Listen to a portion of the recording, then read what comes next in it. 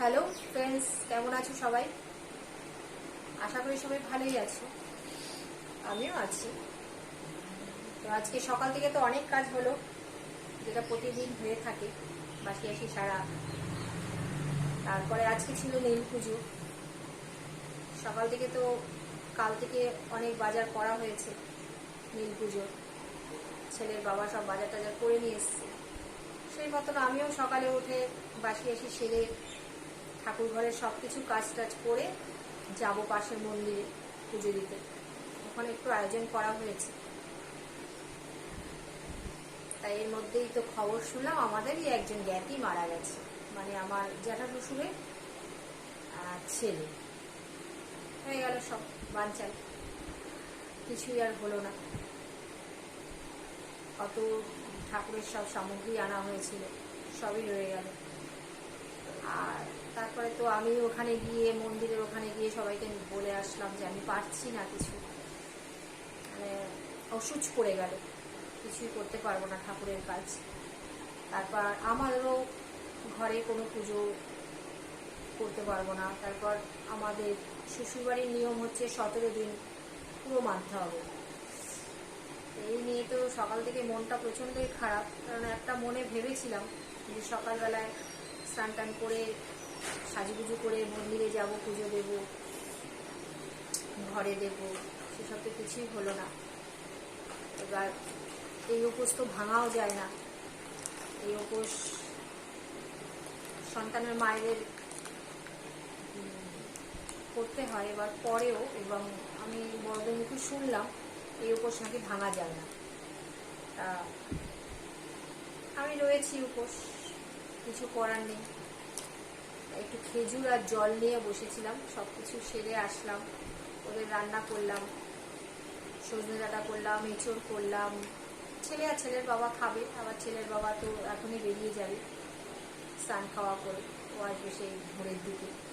খাওয়ার মধ্যে ছেলেই খাবে শুধু, এই তো হচ্ছে ব্যাপার। মনটা তো খুবই খারাপ যে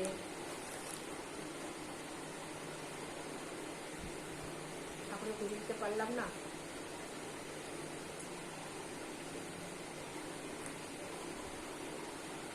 আর একটা কিছু ভেবেছিলাম, ভেবে যদি না হয় মনটা খারাপই লাগে। এবার উপোস থাকলে এক ব্যাপার, আমি যেহেতু উপোস আছি, মানে ঠাকুরকে পুজো দেবো তারপরে খাবো। এবার যেই শুনলাম উপোস করতেই পারছি না, মানে ঠাকুরকে কিছু দিতে পারছি না। চা খেয়েছি, মানে ভাত এঁঠো কাটা কিছু খাবো না, ওই ফল খাবো, ফলগুলো এনেছে সেগুলো খাবো, সাবু ভিজিয়েছি সাবু খাবো, এই চা জল তো আছেই,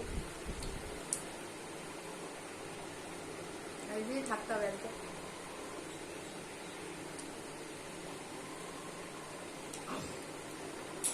উপোস করলেও এই খেতাম, আবার মনটা তো প্রচণ্ডই খারাপ সকাল থেকে, তাই যে ঠাকুরের কিছু করতে পারলাম না, ঠাকুরের কিছু করতে পারলাম না। তাই সবাই করলো, ওরা পাড়ার সব বড়রা যারা আছে করলো। শীতলা পুজোয় যারা যারা ছিলাম, কিছু মানুষ ওখান থেকে পুজোটা করলো। আবার অনেক মানুষ অনেক জায়গায় যায়, মন্দির আছে ওখানেও যায়, এখানেও করলো।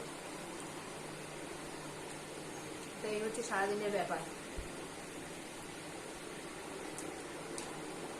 আমি ভাবলাম একটু বন্ধুদের সাথে কথা বলে আসি।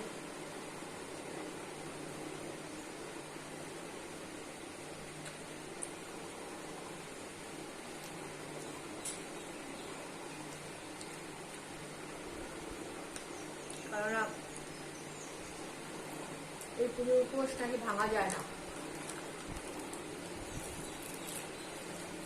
আমি এর আগেও শুনেছিলাম। তা এরা তো মানে পুরুষ মানুষ তো অতটা বুঝতে পারে না, বলছে উপোস করতে পারো না, খেয়ে নাও। আমরাও না, উপোস করে নিই, তাই কি ভাত খাবো না, ভাত খেতে খেতে